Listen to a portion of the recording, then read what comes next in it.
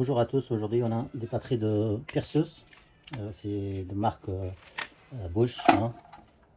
Le problème de ces batteries c'est qu'elles ne chargent pas et ici on a son chargeur et si on le branche, rien ne se passe, il note mais il ne charge pas. Si on fait l'autre, c'est pareil, rien ne se passe.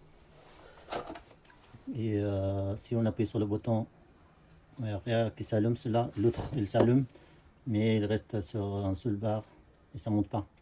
Donc ils ont des problèmes et on va l'ouvrir pour voir c'est quoi son problème et puis on règle leur problème. Bon, celui-là je l'ai équilibré. Là normalement il va charger sans problème. Je ne l'ai pas encore testé mais normalement ça va charger, donc il était juste déséquilibré. Et maintenant que c'est équilibré, ça va charger sans problème. Et pourtant pour celle-là il est complètement mort, hein.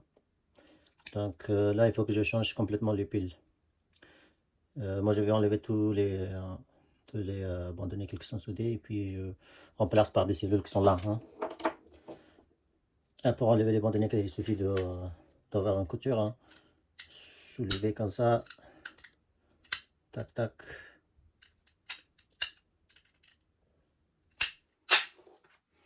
Quand vous changez ça, il faut faire attention pour pas se tromper au niveau de sens de soudage, sens de branchement. Sinon vous allez risquer de cramer le PMS. Donc faut faire attention. Voilà, tac tac, c'est un peu compliqué pour enlever ça. Il y a des abandonnés qui sont beaucoup plus épaisses que celles de trottinette ou d'autres engins. Je comprends pas pourquoi. Non, c'est pas un souci. Voilà. Là, il faut que je le... Voilà, donc il suffit de enlever comme ça et puis remplacer les piles qui sont là. Et puis ressouder. Là, je la garde comme ça parce que si ça touche le banc de nègre que j'ai coupé ici, ça touche ici, ça risque de cramer le BMS puisque le BMS il est branché.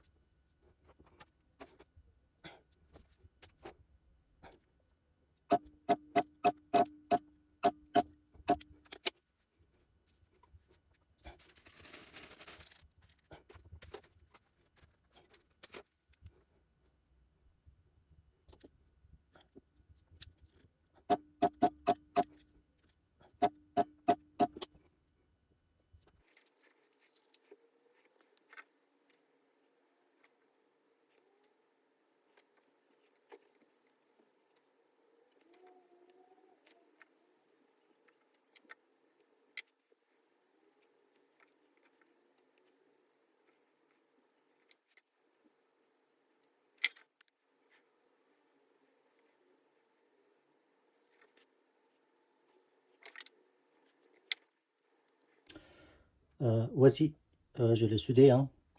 J'ai soudé les fils et les bandes de nickel. Il est parfait. Ici, c'est un peu dégueulasse parce que le bande de nickel qui est là, il est trop épaisse. Et ça saute pas avec la machine. Donc moi, je soudé avec le fer à souder. J'espère que ça va tenir.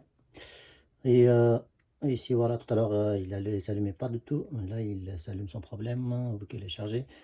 Si on regarde au niveau de sortie, pour l'ampérage, pardon, pour le voltage, on voit que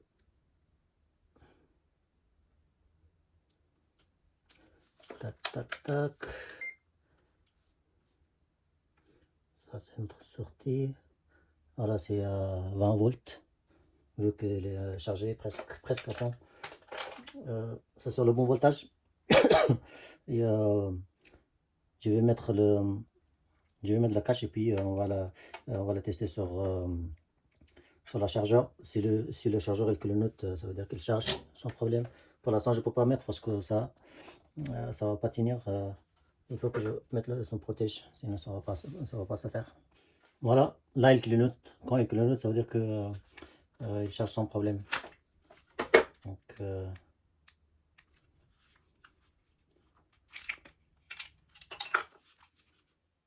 Donc la batterie elle est bien réparée. Enfin, c'est pas réparé, c'est remplacé complètement. Donc si jamais vous avez des batteries comme ça, vous pouvez la remplacer facilement.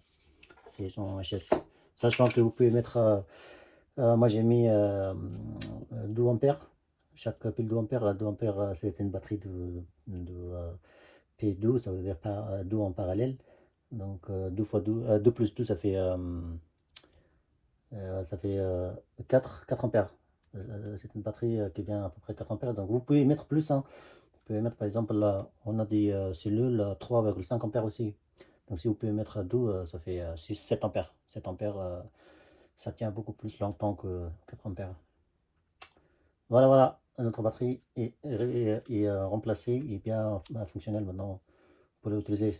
Sachant que j'ai fait aussi celle-là je l'ai réparé. Comment je l'ai réparé? En fait, il était déchargé, un cellule était complètement déchargé. Moi, je l'ai rechargé. Et maintenant, ça fonctionne sans problème. Vous voyez, il ne s'allumait pas. Maintenant, il s'allume. Il charge aussi sans problème. Par exemple, si je l'ai mis comme ça, je vais le mettre sans cache pour voir si ça marche. C'est un peu dangereux, mais j'ai fait attention. Et vous ne la faites pas, parce que ça risque de cramer le chargeur ou de prendre le fou si vous le mettez à l'envers. Voilà.